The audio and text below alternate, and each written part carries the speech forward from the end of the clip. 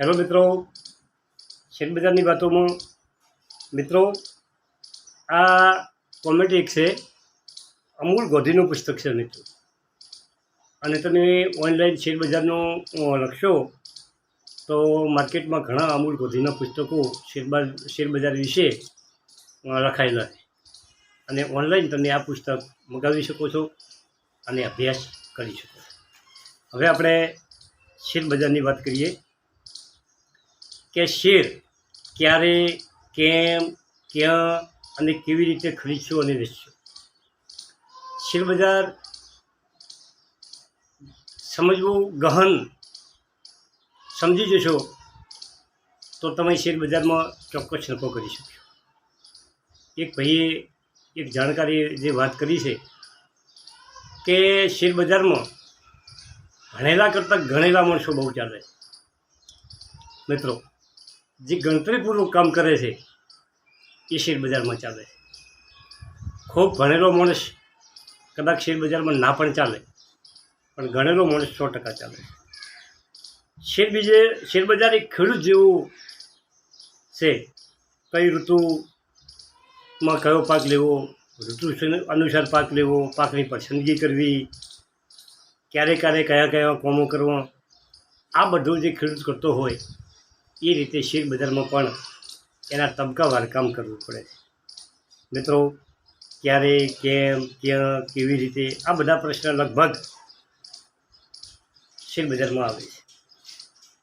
આ ફક્ત chartered account અથવા તો પછી જે વ્યક્તિ સમજી શકે છે, જે ફાઇનાન્સ વિશે જાણે છે. મારા અનુસાર તો એવું બિલકુલ નથી મિત્રો. ફાઇનાન્સનું ભલે ગમે એટલું જાણતો હોય, પરંતુ કેટલા લોકો જોયા છે જેમને ફાઇનાન્સ વિશે જાણકારી શૂન્ય છે અને તેઓ શેર બજારમાં ખૂબ સારું રોકાણ કરી સુંદર પૈસા બનાવે છે.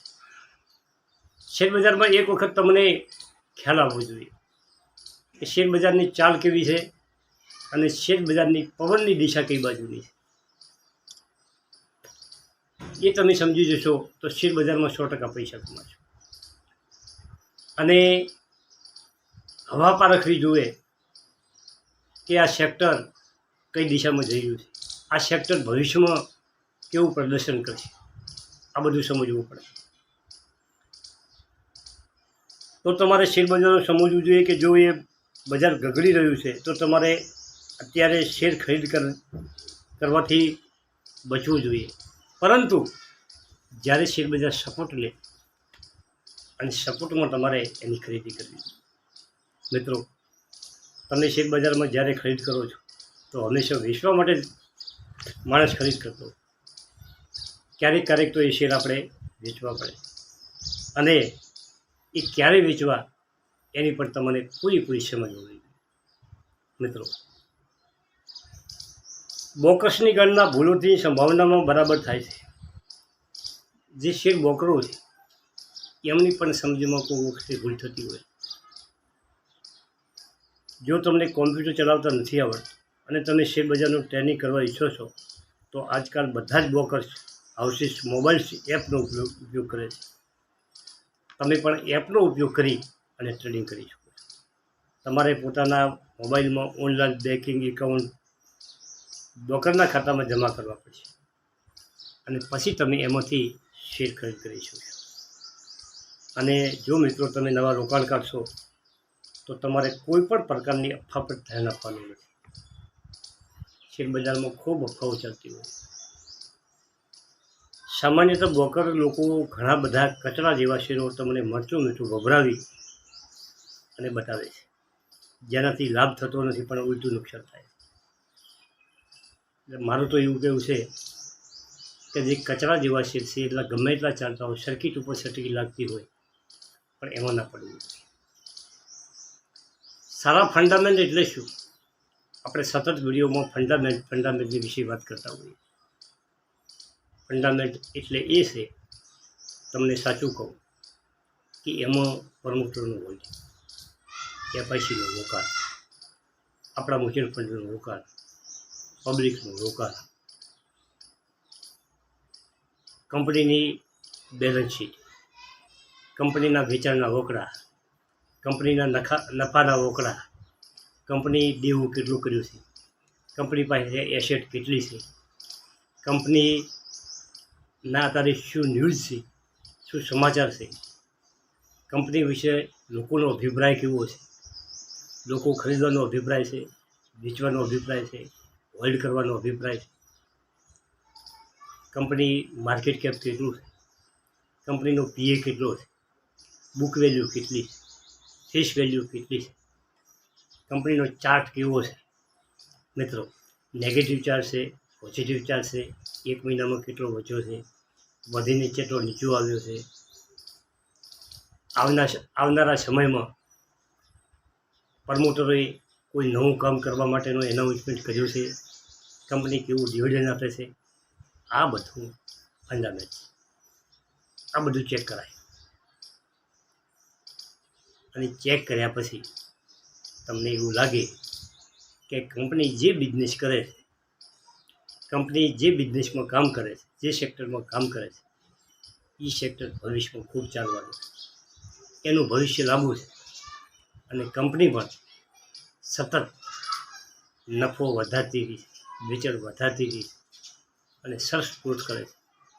પ્રમોટરો 50% ઉપર છે મિત્રો, તો પ્રમોટરો 50% નફો પોતાના પાસે રહેવાનો હોય એ માણસ ખૂબ વેગથી વધવાનો, એ ખૂબ રસ લેવાનો, પરંતુ જેનું હોલ્ડિંગ ઓછું હોય તે બીજા માટે ઓછો રસ દાખવો.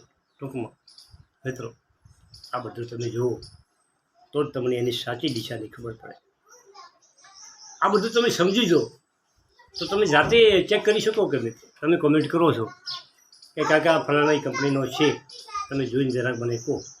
મિત્રો મેં વિડીયો બધાના બનાવ્યા છે, પરંતુ અમુક કંપનીના જે વિડીયો નથી બનાવ્યા એ કંપનીને હું કોમેન્ટમાં જવાબ આપી દઈશ મિત્રો.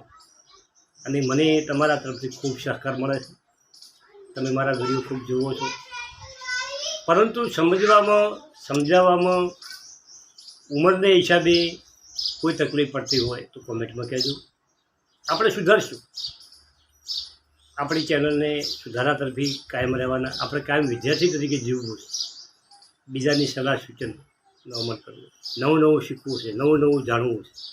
મિત્રો આ બધું શેરબજારની વાતો છે. હવે વાત કરીએ સારી કંપનીનો શેર ખરીદો. અને કંપનીનો શેર ખરીદો અને જેમને સામાન્ય તમે દૈનિક ઉપયોગમાં લાવી શકો છો. મિત્રો ઘણી વખત તમને એવું થાય છે કે તમે જે વસ્તુઓ વપરાશમાં લો છો એ કઈ કંપની બનાવે છે. કંપની તો તમને મળી જાય, ટૂથપેસ્ટ બનાવતી હોય, દાળ, તેલ, ઘી, શેવિંગ ક્રીમ, સાબુ, કાર, સ્કૂટર, બાઇક, આ બધું કઈ કંપની બનાવે છે અને એમનું વેચાણ કેવું છે. સોલાર તમારે ઘેર ગોઠવાયું હોય તો તમે સોલાર વિશે વિચાર કરી શકો. આ કંપનીઓ તમે બજારમાં ફરવા નીકળો, કોઈ ખરીદી કરવા નીકળો તો તમે તરત જોઈ શકો છો કે આ કઈ કંપની બનાવ્યું. અને હું તો જો જોઉં છું કોઈ ભાઈ નવી વસ્તુ લઈ હોય તો હું પહેલું જોઉં કે ભાઈ આ કઈ કંપની બનાવ્યું, અને તરત સર્ચ કરો એ કંપની. તમે પણ આ કરી શકો. એમાંથી તમે એક પસંદ કરી શકો કે આ નવી કંપની બજારમાં આવી છે કે જૂની કંપની આ કામ કરે છે, કંપની કેવું વેચાણ કરે છે, કેવો નફો કરે છે. આવી કંપનીઓ તમને મળી જોઈએ. તમારા જીવનમાં લક્ષ્ય પ્રાપ્ત કરવા માટે તમારે શેર બજારમાં કોઈને કોઈ પ્રકારે રોકાણ તો કરવું જ પડશે. તમારું લક્ષ્ય અચીવ કરવા માટે શેર બજારથી ઉત્તમ કોઈ માર્ગ નથી. એનું કારણ છે, તમે કહેશો તો એનું વળી શું કારણ છે? એનું કારણ એ છે કે શેર બજારમાં 2 રૂપિયાનું કામ 2 રૂપિયા પર તમે રોકી શકો છો. કોઈ 25 રૂપિયાનો ભાવના 2 રૂપિયા તમારા ગોદામ હોય તો તમે 8 શેર લઈ શકો. 2 રૂપિયા બીજી પ્રોપર્ટી નહીં ખરીદી શકો. તમારા પાસે 2000 ભેગા થયા હોય તો 2000ની એસઆઈપી કરી શકશો, 2000ના થોડાક શેર લઈ શકશો. બીજી પ્રોપર્ટી 2000માં નહીં આવે. એટલે શેર બજાર આશા. તમારા પાસે ડીમેટ ખાતું હોય, તમારા પાસે બેંક એકાઉન્ટથી જોઈન્ટ હોય અને 2000 રૂપિયા બેંકમાં આવ્યા હોય કોઈ જગ્યાએ કોઈ આવકથી, તમારી ઈચ્છા થાય કે આપણે 5,000 રૂપિયા કે 2,000 જમાયા છે એનો શેર લઈ લેવા, ફટ જઈને આવી જાય. 2,000માં કોઈ જમીન નહીં આવે, સોનું નહીં આવે, કોઈ બીજી બચત તમે નહીં કરી શકો. એટલે મારું કહેવું છે કે શેર બજાર સરસ માધ્યમ છે. તમારા જીવનનું લક્ષ્ય પ્રાપ્ત કરવા માટે શેર બજાર કોઈને કોઈ પ્રકારે જરૂર રોકાણ કરવું જોઈએ. જો તમે મહેનતની કમાણી ફક્ત ફિક્સ રિટર્નવાળા રોકાણમાં કરશો તો તમારી બચતનો મુદ્રાસ્ફીતિ ખાઈ જશે. આ વાત સમજવા જેવી કે તમે તમારી બચતનું રોકાણ કોઈ ફિક્સ, ધારો કે 7% રેટ હોય, 6% રેટ હોય, એ તમે બેંકોમાં ડિપોઝિટ કરશો, એફડી કરશો, તો જે ફુગાવાનો દર છે એ તમારી વ્યાજ ખાઈ જશે, તમારી આવક ખાઈ જશે. ભારતનો ફુગાવાનો દર 6%, 8% છે. સામે તમારી આવક 7% આવે વ્યાજની, તમારો પૈસો એ નહીં રહેવાનો. પરંતુ જો તમારા પૈસા તિજોરીમાં હશે તો 100%, 6 થી 7%નો તમને લોસ પડવાનો, 6 થી 7%નો તમને લોસ પડવાનો. બેંકોમાં હશે તો સરભર થવાનું. આ જમાનો પૈસા પકડી રાખીને બેસવાનો નથી, પૈસાની સારી જગ્યાએ ઇન્વેસ્ટ કરવા. આ તમારે સમજવાનું મિત્રો. અને મારું કામ તો સતત તમને સાવધાન કરવાનું. પોતાના ઉત્તમ ભવિષ્ય માટે ઓછામાં ઓછા બચતના 20 થી 25% હિસ્સો દર મહિને શેર બજારમાં સીધો અથવા મુચત ભોજન દ્વારા જરૂર ગોઠવો. 100% એક વાત છે કે તમારા પૈસાના 25%, તમારી આવકના 25 થી 30% પૈસા કો તો તમે શેર બજારમાં રોકો અથવા તો મ્યુચ્યુઅલ ફંડમાં રોકો. બેમાં તમારે જ્યાં વધારે વિશ્વાસ પડી ગયો. સૌથી મોટો સવાલ એ છે કે શેર બજાર ક્યારે ખરીદવું. મારા હિસાબે તો ખરીદવા માટે દરેક સમય યોગ્ય, પરંતુ તમારે કરેક્શનમાં ખરીદશો તો તમને થોડોક ફાયદો થશે, વધારે ફાયદો નહીં થાય. એનું કારણ છે કે તમારું વિઝન લોબું, જેનું વિઝન લોબું છે. આપણે બેંક ઓફ બરોડાની વાત કરીએ કે દેના બેંક અને બેંક ઓફ બરોડાનું મર્જર છે મિત્રો. મેં મર્જર હમણાં જ થયું છે, કોઈ ઘણો સમય થયો. તારી બેંક ઓફ બરોડાનો 66 રૂપિયાનો છે, કોઈ 66માં લીધો હોય, કોઈ 70માં લીધો હોય, કોઈ 80માં લીધો હોય, કોઈ ફરક પડવાનો નથી. જેનું વિઝન 4-5 વર્ષનું છે, 5 વર્ષે આજે 300 આસપાસ જવાનો છે, 285 આસપાસ તો ચાલેલો છે. તો પછી તમે 66માં લીધો હોય, 70માં લીધો હોય, 80માં લીધો હોય, તમને ક્યાં ફરક પડવાનો છે? જેનું ટૂંકા ગાળાનું રીઝન છે એને નીચેથી ખરીદી કરવાની. બાકી તમારે શેર બજારમાં જોઈને બેસી રહેવાનું નથી. એને તો તમારા પૈસા હાથ ઉપર આવ્યા નથી કે જે બજારમાં ભાવ ચાલતો હોય એ બજારમાં તમને ગમતી કંપનીમાં પૈસા બેસાડી દેવાના. શેર લઈ 5 વર્ષ 10 વર્ષ જવા દો, તમારા રોકડની તમારું વેલ્યુ 100% આવે છે. જો કોઈ સારી ખરાબ સેક્ટરના શેરો સાથે ભાવ વધવાની સંભાવનામાં વધારો હોય, આ એક મોટો પ્રશ્ન છે. સારા રોકાણકાર અહીં ફસાઈ જાય છે. ખરીદ કરનારા શેરો ક્યારે વેચવા અને ક્યારે રોકાણકારો પોતાના સારા એવા નફાનો ઉપયોગ કરી શકતા નથી. મિત્રો, આ પણ ઘણો અગત્યનો સવાલ છે કે રોકાણકારો શેર બજારમાં રોકાણ કરે છે અને અમુક સમયે અમને ખૂબ નફો મળતો, પરંતુ શેર વેચતા નથી અને શેર ઘટી જાય. આવા કિસ્સા પણ ઘણા જોયા. ઉપયોગ કરી શકતા નથી. તેઓ વિચારે છે કે ભાવ વધારે વધશે અને એનાથી ઉલટું થશે અને પોતાના નફામાં હાથ ધોવા પડે. તો જ્યારે શેર ખરીદો છો ત્યારે કોઈ નિશ્ચિત ટાર્ગેટ માટે તમે શેર ખરીદો છો તમારે નિશ્ચિત ટાર્ગેટ હોય તો કે ભાઈ આપણે 5 વર્ષ રાખવો છે, 5 વર્ષ પછી આપણે શેર વેચવો છે, તો 5 વર્ષ હોય એટલે આપણે શેર વેચવાનું. પરંતુ તમારે એ જોવાનું કે કંપનીની પરિસ્થિતિ કેવી છે, આપણે પૈસાની જરૂરિયાત કેવી છે, કંપની હજી સતત ગ્રોથ કરે છે કે કંપનીનો ગ્રોથ ધીમો પડ્યો છે. આ બધું વિચાર કર્યા પછી તમારું વિઝન તમારે વધારવું હોય, 5 વર્ષનું 7 વર્ષ કરવું હોય તો કરી શકો છો. પૈસા તમારે જરૂરિયાત હોય અને તમારે વેચવા હોય તો તમે વેચી શકો છો. એ બધું તમારા અનુકૂળતા પ્રમાણે તમે સેટ કરી શકો.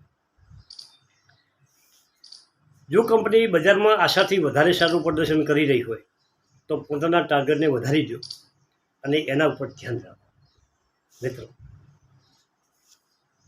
કેમ કે શેર બજારમાં પ્રવેશ કરવા અને એમાંથી નીકળવા સમયને સરળતાથી બતાવી શકતો નથી.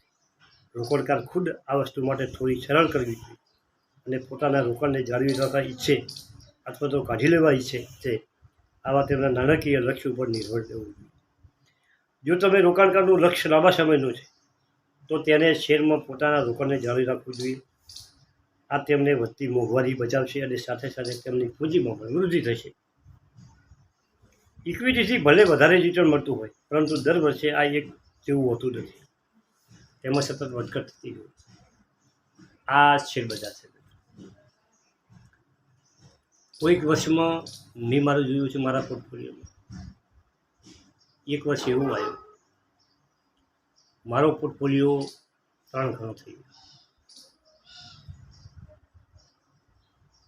સમજો મિત્રો. અને છેલ્લા 1 વર્ષથી પોર્ટફોલિયોમાં 10% રિટર્ન છે. કેમ કે જે ધોરી કંપની છે, જે મેઇન કંપની છે, એ કંપનીનું રિટર્ન ઘટ્યું છે. જે કંપની સતત દોડી છે, 500 ગણા પૈસા કર્યા જાય, એ કંપની શ્વાસ લેવા રોકાય, એનો ગ્રોથ ઘટ્યો નથી, એનો નફો ઘટ્યો નથી, વેચાણના આંકડા થોડા ઘટ્યા છે. તો થોડીક રાહ જોવામાં કોઈ નુકસાન નથી. અત્યારે શેર બજારમાંથી નીકળીને રોકાણકાર તેજીનો ફાયદો ઉઠાવવાની તક ગુમાવે છે. આવી તેજીમાંથી નીકળવું બધાના માટે મુમકિન નથી. તમારું મન ના માનતું રોકાણકાર લાંબા સમય સુધી રોકાણ જાળવી રાખીને ઇક્વિટીમાં સારું રિટર્નની આશા રાખી શકે. રોકાણને યથાવત રાખવા અથવા તો કાઢવાનો નિર્ણય એ વાત પર નિર્ભર કરે છે કારણ કે રોકાણકારને પોતાના લક્ષ્ય માટે વધારે ઈચ્છે છે કે નહીં. તેજી હોય, મંદી હોય, બજારમાં દરેક સમયે રોકાણ કરીને સરેરાશ રિટર્ન પ્રાપ્ત કરી શકો છો. રોકાણકારે ફક્ત ત્યારે જ પૈસા કાઢી લેવા જોઈએ જ્યારે તેઓ એ માની લે કે શેર બજાર હવે તેમના માટે નથી, તેમની કંપની સારું પ્રદર્શન કરતી નથી, તો તમારે વહેલી તકે પૈસા કાઢી લેવા જોઈએ. જો આ પ્રમાણે નથી તો તેમણે પોતાના લક્ષ્યને હાંસલ કરવા માટે રોકાણનો સમય વધારવો ન જોઈએ. શેર બજારમાં વારંવાર અંદર બહાર જવામાં આપણાથી કોઈ લાભ થતો નથી. રોકાણકારોએ પોતાની બચતનો અમુક હિસ્સો શેરમાં પણ રોકાણ કરવું. મિત્રો, ઘણા ભાઈઓ એવું કરે છે. મેં એમની કોમેન્ટો પણ જોઈ છે અને રિયલમાં જોયું છે. 20% હોય એટલે પ્રોફિટ બુકિંગ કરી, શેર ઘટે એટલે વળી લઈ. તમને એમાં 1-2 વખત તમને ફાવટ પડશે, પરંતુ એ શેર જો દોડવા મળશે તો તમે નીચે નહીં લઈ શકો અને તમે નીચેની રાહમાં બેસી રહેશો અને એ શેર રોકડ ગતિથી ઉપર જતો રહેશે. મેં 2 વર્ષ કે 3 વર્ષ પહેલાં આ કરેલું કે મારી કંપની 3-4 વખત ઉપર નીચે થાય છે, તો શા માટે મારે ઉપરથી વેચી અને નીચે ના દેવું? તો જે શેર બજારની દરરોજ ટ્રેક કરું છું, એટલે મેં ઉપરના મથાળે શેર વેચ્યા, પરંતુ કંપની નીચે આવવાની જગ્યાએ અહીંયાથી સરેરાશ ઉપર ભાગવા. તો કંપની ઉપર ભાગે છે પણ પ્રોફિટ બુકિંગ તો આવશે. મિત્રો, મેં વિજય શેર વેચ્યા, એ ભાવે કંપની પાછી નથી આવી. મેં 6 મહિના રાહ જોઈ, કંપની સતત ઉપર જતી હતી, ઉપરથી થોડીક નીચે આવે પણ મારો જે ટાર્ગેટ હતો નીચે આવવાનો, જે વેચ્યા હતા એ લાવી મારે એ પૈસા બીજી સારી કંપનીમાં મેં લગાડી દીધા અને એ કંપનીમાં મારા પૈસાને રિટર્ન સારું મળે. ઘણી વખત આવું થાય. પ્રોફિટ બુકિંગ પર કરતા હશે તો એમના માટે મુબારક છે, કરો, એની ના નથી. પરંતુ સારી કંપની જો પકડાઈ ગઈ હોય તો એમાં ખોટા કાયમ શેર બ્રોકરને ખોટા ચાર્જ દઈ આપે. એનું કામ ઉપર નીચેનું કરી જશે. તમારો લોકો યથાવત રાખો, ધીરજ રાખો, આગળ વધો, મોજ કરો. Thank you. આભાર.